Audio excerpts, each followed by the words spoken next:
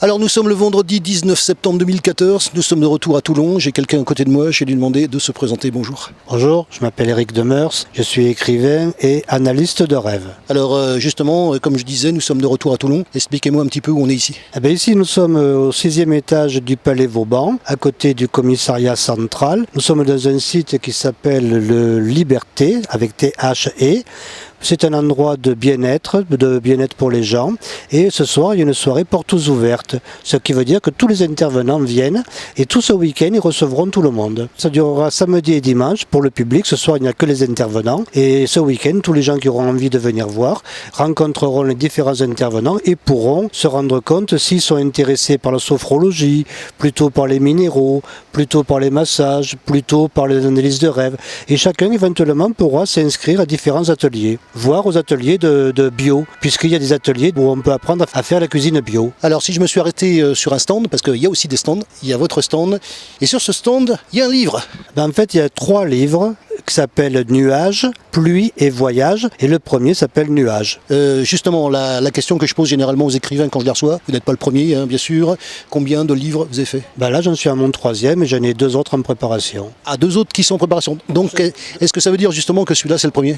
Nuages est le premier, tout à fait. Premier abouti, donc on va citer l'éditeur qu'on connaît un tout petit peu. On a déjà entendu parler de cet éditeur. C'est les éditions Les Presses du Midi. Donc justement, de quoi ça parle?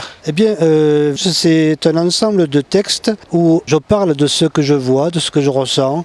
Je croise des gens, par exemple nous ce soir. Il y a un ressenti, il y a quelque chose qui se passe. Des fois, ça ne me marque pas sur l'instant, mais plus tard. Et je ne sais pas pourquoi, parfois j'écris un texte. Et c'est souvent les gens, en les lisant, qui me disent « Ah, mais là, si vous saviez comment ça m'a parlé, cette histoire. » Et des fois, il y a carrément les gens même pleurent en me racontant qu'ils ont vécu quelque chose par rapport à cette histoire. Ça correspond à quelque chose de leur vie. Petite question, je la pose systématiquement. Il est sorti quand? Il est sorti, je crois, le mois dernier.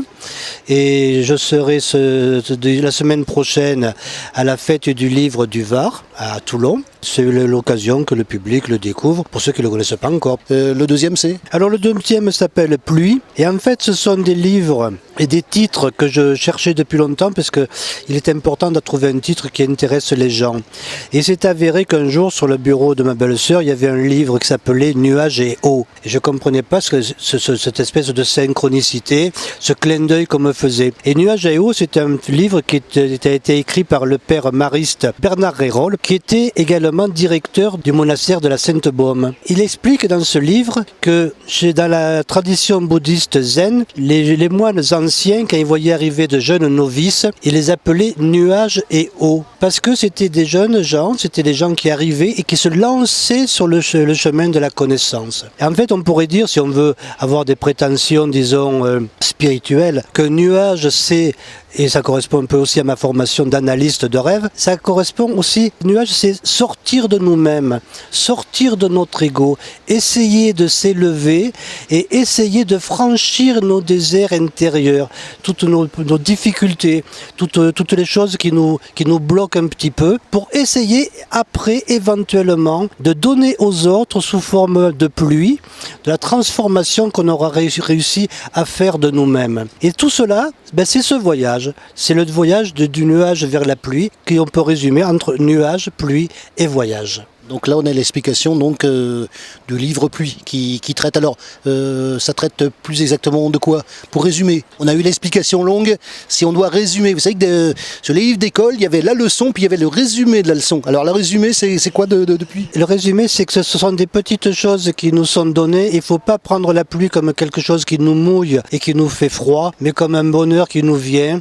Il faut le prendre comme des instants de bonheur, des instants de vie des uns et des autres, et qui peuvent nous apporter à nous-mêmes des instants de joie. On va passer au troisième. Le troisième, c'est donc Voyage. Le troisième s'appelle Voyage parce qu'effectivement, je dirais presque que je suis né sous le signe du voyage.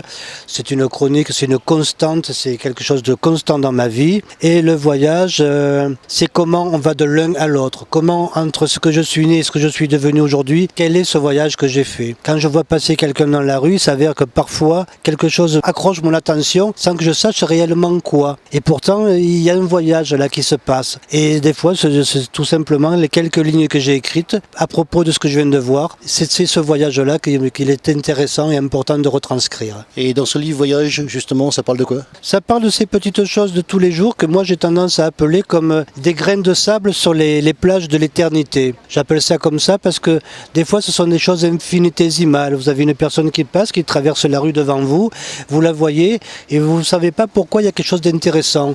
Et quelque chose pourtant vous fait un jour écrire l'histoire et vous mettez cette personne dans cette histoire. Et vous ne savez pas obligatoirement pourquoi, et pourtant lié. Et après des fois vous rencontrez quelqu'un qui vous dit mais là ce que vous avez écrit, là, c'était moi, vous l'avez écrit pour moi, parce que j'ai vécu quelque chose comme cela. Et c'est ça qui est passionnant, la relation qu'il y a entre les uns et les autres.